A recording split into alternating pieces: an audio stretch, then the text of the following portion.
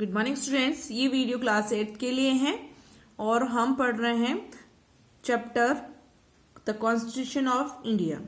Last video में हमने question number 3 तक हमने क्वेश्चन आंसर कर लिए थे और आज हम करने वाले हैं question number 4।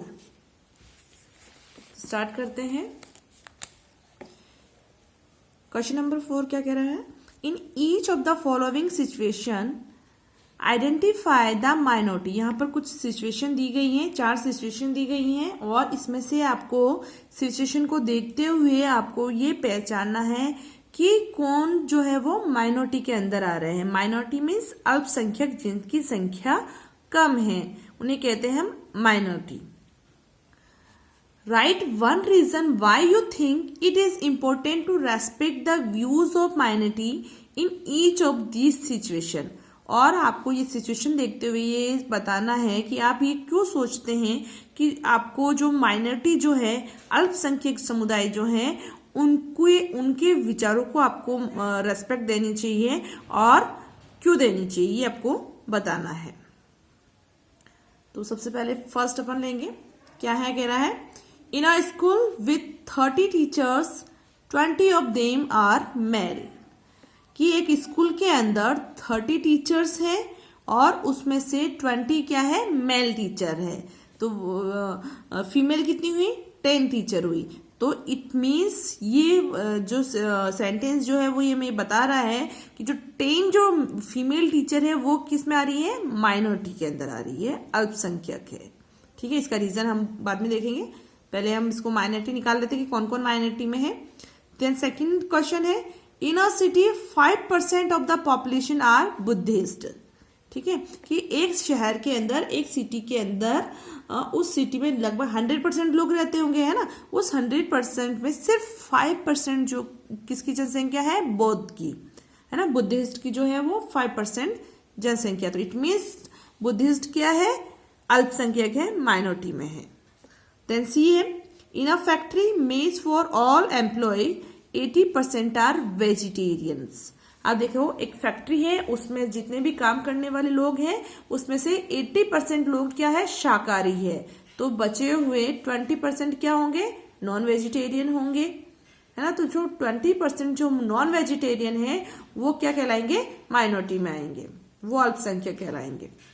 Then question number D in a class of 50 students 40 belong to more well off families. जैसे कि एक क्लास के अंदर के जो 50 स्टूडेंट हैं उनमें से जो 40 जो स्टूडेंट हैं वो काफी अच्छी फैमिली से बिलोंग। अच्छी फैमिली मतलब ये है यहाँ पर कि मतलब वो किसी भी चीज को खरीदने में सक्षम है ना। तो वो हो गए वेल ऑफ फैमिलीज।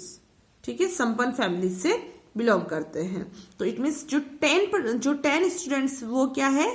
गरीब है। ठीक है, तो ये हमने माइनॉरिटीज निकाल दी। अब हम इसके रीजन देंगे कि हमने क्यों इसमें इनको माइनॉरिटीज में रखा है। तो इसका आंसर है, आंसर देखिएगा,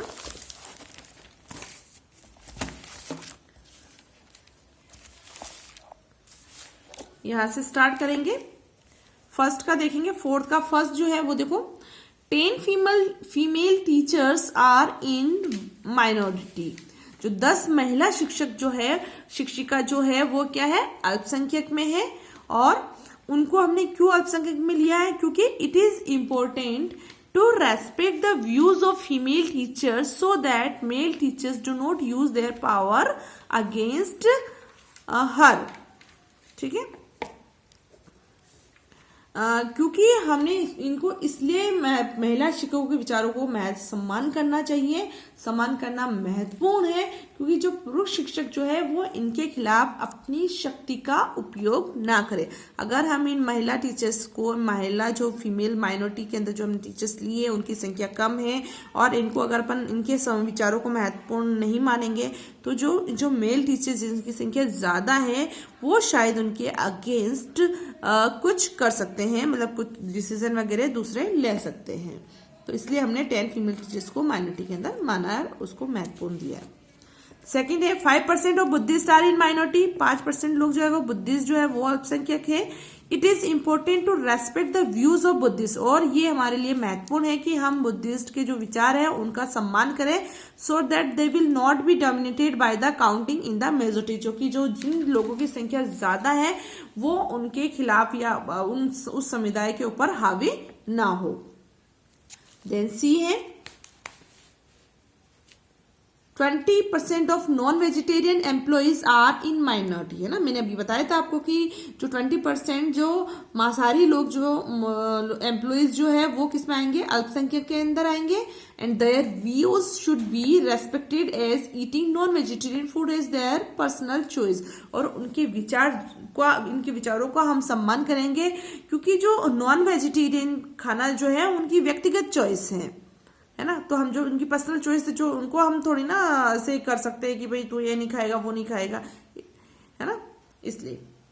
then question number D, 10 student belong to poor families, है ना। जैसे कि आया था कि 40% जो है वो वेल फैमिली से बिलोंग करते हैं, तो बचे हुए 10% किससे बिलोंग करेंगे, पुअर फैमिलीज से। And they are in minority, और वो अल्पसंख्यक होंगे, तो उनके लिए क्या करना चाहिए, उनके लिए scholarship and other welfare scheme like book bank, free uniform are to plan keep in views their requirement. तो उनकी आवश्यकताओं को देखते हुए स्कॉलरशिप इसकी उनके लिए अदर जो वेलफेयर स्कीम है, बुक बैंक है, उनके लिए फ्री यूनिफॉर्म है, वो उनके लिए प्लान करनी चाहिए, उनके लिए देनी चाहिए। तो ये थे हमारे माइनॉरिटी और उनसे रिलेटेड हमारे व्यूज। तो ये क्वेश्चन नंबर 4 है, इसको नोट कर लो।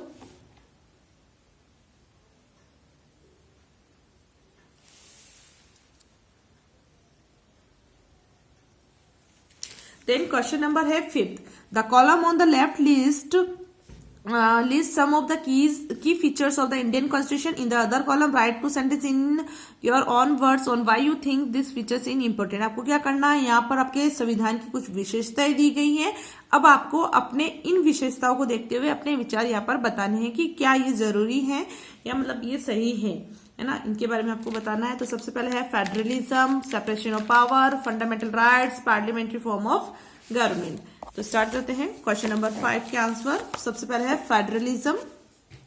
फेडरलिज्म मीन्स होता है संघवाद, means than one level of government in the country. India has 3-tier government because of the diverse religious cultural composition of its citizens. A government in the center alone could not be effective for everyone, है ना। अब federalism इसका होता है संघवाद। अब देश में सरकार में एक से अधिक स्तरों का मतलब है। देश के जैसे कि हमारे भारत के अंदर सरकार क्या है, 3 स्तर पर काम करती है ना। तो जैसे कि सेंट्रल लेवल पर, स्टेट लेवल पर और फिर पंचायत स्तर पर। तो इसलिए जो 3-tier स्टेट जो लेवल जो है वो हमारे यहाँ पर है भारत के अंदर। और वो इसलिए है क्योंकि यहाँ के जो बहुत ज्यादा यहाँ पर विभिन्नताएं, अनेकताएं, जैसे कि धर्म से रिलेटेड, संस्कृति से रिलेटेड यहाँ पर अलग अलग यहाँ पर डाइवर्सिटीज है। तो इसलिए जो एक सेंटर में जो गवर्नमेंट जो है वो इतना उसके लिए कह सकते हैं प्रभावी नहीं होगी, इसलिए 3-tier जो गवर्नमेंट जो है यहाँ पर बनाई गई है तो उसे कहा जाता है फेडरलिज्म, और ये बहुत ही आवश्यक है। देन सेकंड है सेपरेशन ऑफ पावर, शक्तियों का पृथक्करण या बंटवारा। In order to prevent the misuse of power by the elected representative, the constitution advocates separation of power. Each branch of the government has its power fixed by the constitution. The constitution ensures that a balance of power is maintained between the legislature, executive and the judiciary. अब देखो शक्तियों का पृथक्करण क्यों होता है, क्योंकि अगर ऐसा नहीं होगा तो निर्वाचित प्रतिनिधि द्वारा सत्ता के दुरुपयोग को रोकने के लिए संविधान में शक्तियों का पृथक्करण किया गया है, और सरकार की प्रत्येक शाखा के पास संविधान द्वारा निर्धारित अपनी शक्तियां हैं। शाखाएं कौन सी, लेजिस्लेचर, एग्जीक्यूटिव, जुडिशरी, इन सबको शक्तियां दी गई है और वो उनका उपयोग करता है। और जो रिप्रेजेंटेटिव जो होते हैं वो अपनी शक्तियों का मिसयूज नहीं कर पाता है, इसकी वजह से, शक्तियों के बंटवारे की वजह से। तो नोट कर लेना इसको।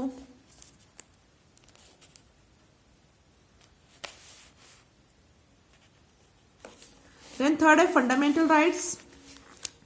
फंडामेंटल राइट्स जो संवैधानिक अधिकार जो है, fundamental rights guarantees the rights of individual against the state as well as against their individual. It protect minority communities and guarantees right against the majority. इसमें क्या होता है, जो फंडामेंटल राइट्स जो हमें मिले हुए हैं वो किसी अन्य व्यक्तियों के खिलाफ एक दूसरे व्यक्तियों के जो अधिकारों की गारंटी देता है. जैसे कि मैं हूं, है ना, और मैं किसी दूसरे व्यक्ति के साथ में कुछ गलत ना करूं, उसकी शक्तियों, उसके अधिकारों का हनन ना कर सकूं, इसलिए ये हमें फंडामेंटल राइट्स मिले हुए हैं, है ना. ये और ये जो अल्पसंख्यक समुदाय जो है उनके अधिकारों की भी ये रक्षा करते, जो मेजोरिटी वाले हैं, जो माइनॉरिटी पर हावी ना हो, इसलिए जो फंडामेंटल राइट्स जो है वो उन्हें सुरक्षा की गारंटी देते हैं. देन फोर्थ है parliamentary form of government. Parliamentary form of government क्या होता है, संसदीय रूप में संविधान. ठीक है, संसदीय रूप में जो सरकार जो है, ठीक है, सरकार किस रूप में, संसदीय रूप में. In a parliamentary form of government, संसदीय रूप में संविधान, द कॉन्स्टिट्यूशन गारंटीज यूनिवर्सल एडेड franchise for all citizen, that is all adults have a right to vote irrespective of the whether they are poor or rich, educated or uneducated, a Hindu, Muslim or a Christian. The idea of universal adult is based on equality. देखो parliamentary form of government के अंदर क्या होता है, सभी को universal added franchise का अधिकार दिया गया, मतलब सार्वभौमिक वयस्क मताधिकार का अधिकार दिया गया है.